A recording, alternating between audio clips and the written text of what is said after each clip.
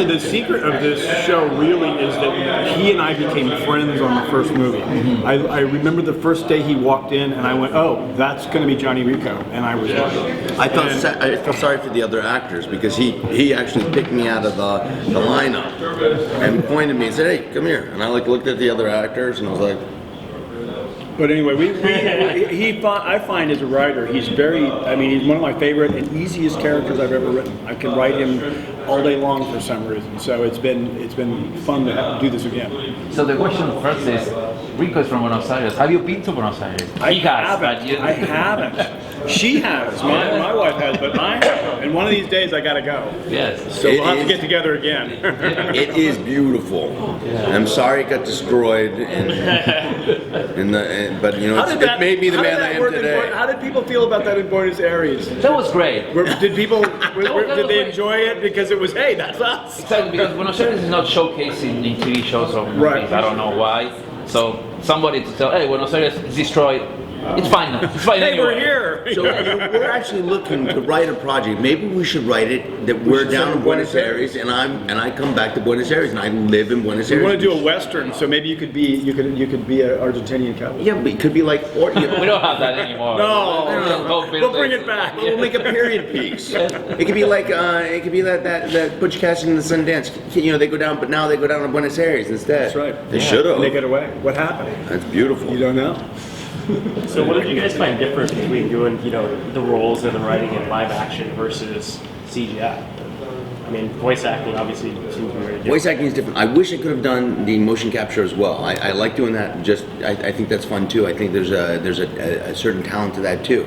But to do the voiceover for it, to bring the character back to life, it's pretty easy for me to do this character, especially because he knows me so well, which probably doesn't say a lot about me as a person, but he understands me, and it's interesting to see where he sees this character go from 20 years. It's been 20 years. He even says it in the movie.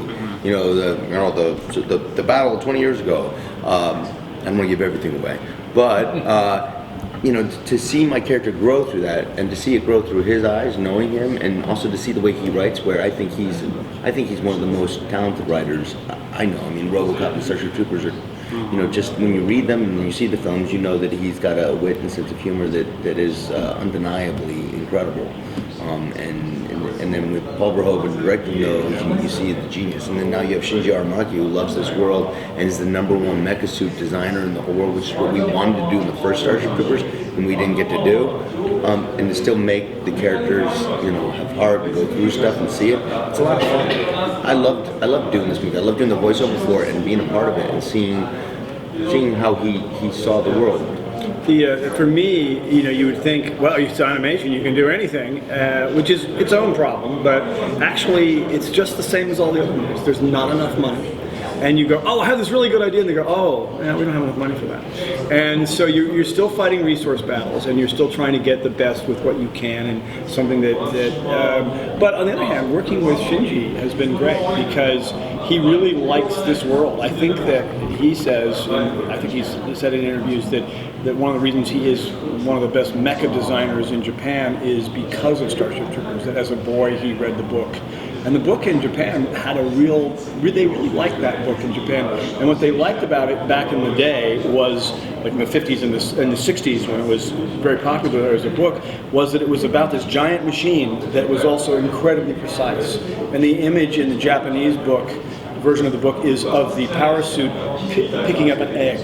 And to them, there was something amazing about that. And so I think it's a nice marriage of culture and stuff like that. When you were writing the original, did you think about the mecha Japanese movies? Because we had mecha from the 50s and 60s. Well, if you look at RoboCop, the Ed 209 I went and got some models at a Japanese model shop in downtown LA, and one of them was called a Gloud Trooper, or something like that. And I remember showing it to Phil Tippett, who did Ed 209.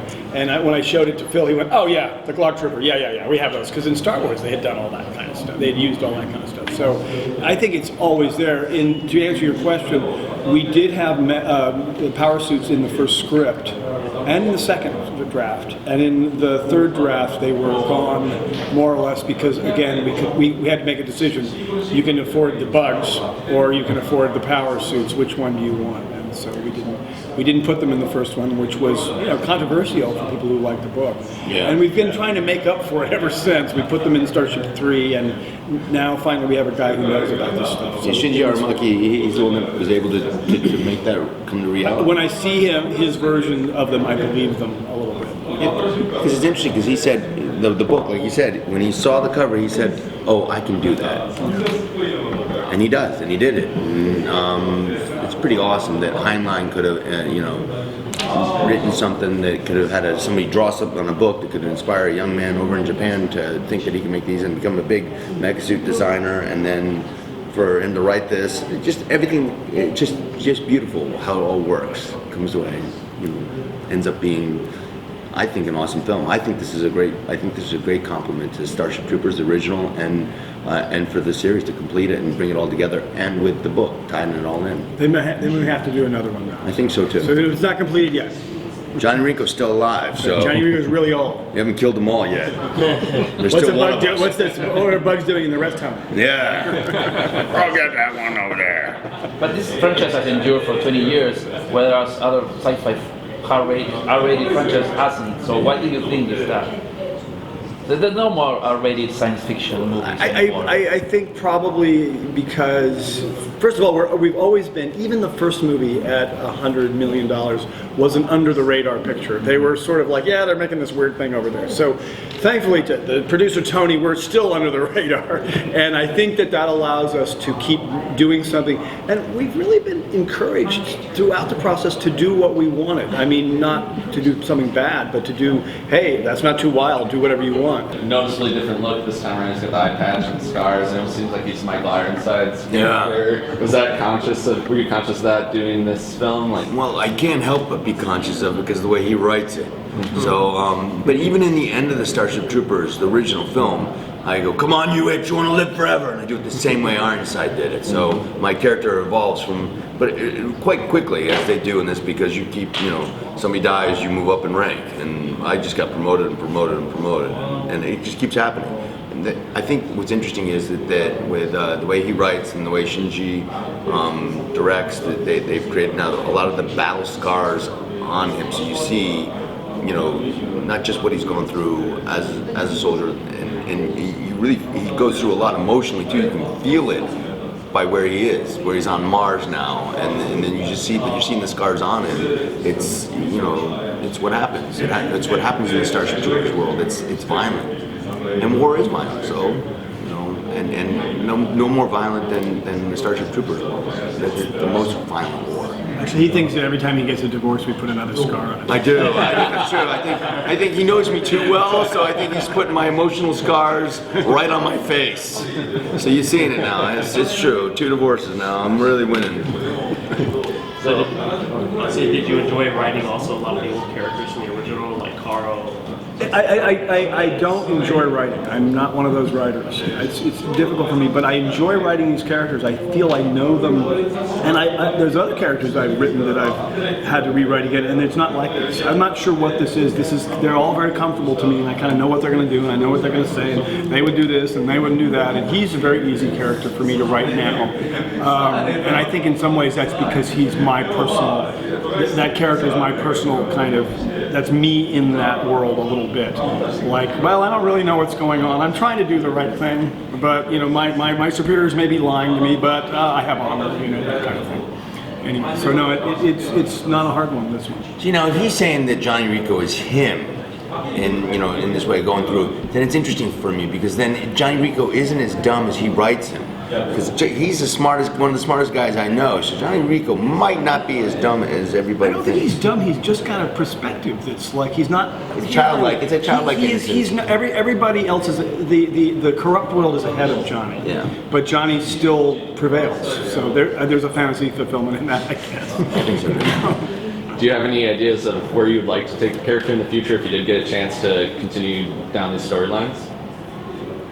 I think we need to see what happens in Syria. No, I mean we need a couple years of American foreign policy, and then we'll have some more material. I think it's interesting because I see the way he writes, and I've read different scripts that he's written and different versions of all the Starship. But I've had the pleasure of doing that. I saw Johnny Rico in Starship Troopers too, which isn't in the film, but I saw it because I saw that script, which I wasn't supposed to, but Ed, and I don't even know if I'm allowed to say it, but I am saying it, so you guys got this.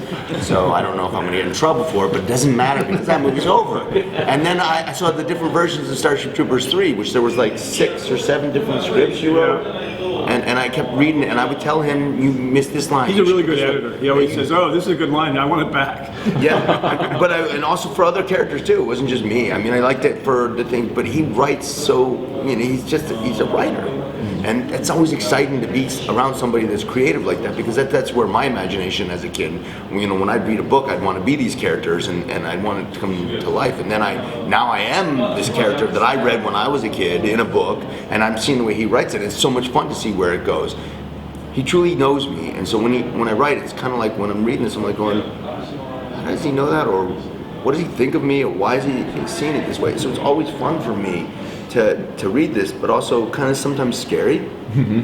Because you're like, you know how some people know you better than you know yourself sometimes. So you're like going, wait a minute. And There's such a relationship between actors and writers, or there should be. People, often I hear actors and writers talking about each other in ways I don't understand, but to have an actor that you know, who knows you, and you have that kind of relationship is really unusual, and it's lovely to be able to work that. well, it's also, I got spoiled in the first Starship Troopers. Paul Verhoeven demanded and said that Ed Neumeyer, the writer, had to be on set. So as an actor, we got spoiled See, with what this. happened is he beat me in front of everybody, and they'd all go, "Oh my God, he likes that." Yeah, so yeah, he likes him, so don't talk to him because you'll get in trouble. But also, you can go to talk to the writer, and you got to understand your character more. That doesn't always happen on movie sets because sometimes directors don't want the writer there because it's now their story and they don't want it. But Paul very much wanted him there, so it was spoiled. So we did become good friends. But it's also interesting to see that. It's like being around the author of a book and getting to be like the sun also rises. You're reading this and you're going, I wonder if I could have talked to Hemingway while he's writing this, what it would have been like. Or Tom Robbins writing Jitterbug Perfume, or Edgar Rice Burroughs writing Tarzan, or his Traitor of Mars, which was. So you get me. But I get Ed Neumeyer, and it's interesting because you have that live experience, and you're battling off of each other, and you're learning and you're growing, and I think it's more exciting, and it's fun to do this. So I hope we get to do more Starship Troopers or other films. I think I want to be his RoboCop. So when he decides to do the RoboCop right, I want to come in there and I'm going to keep working out so that I can carry that suit because I know that was difficult in the first one. I don't know about the new RoboCop, but I like the way Ed writes, and I like the way Shinji took this and Tony took this. I hope we get to do more of them, and they better let me do the mocap, or I will hunt them down. Everything has to be him. I want to be. I like being I like all aspects of it. I'm the most alive on set. It would be better. It would be better if you. I'm always alive on the set. This is the most I'm alive. We have our lives. I have my kids. I love being a dad. I love all that. But for some reason, there's nothing more intoxicating. It's like a drug for me to be on the set. It's like a natural. Yeah, it's a natural. Well, I don't drink. I don't do drugs. But I liken it to that for me. So. He's like John Wayne. John Wayne loved to be on the set. Yeah. Thank you. Thank you so much, guys. That's Thank you, awesome. Thank you so much. You guys know what to do.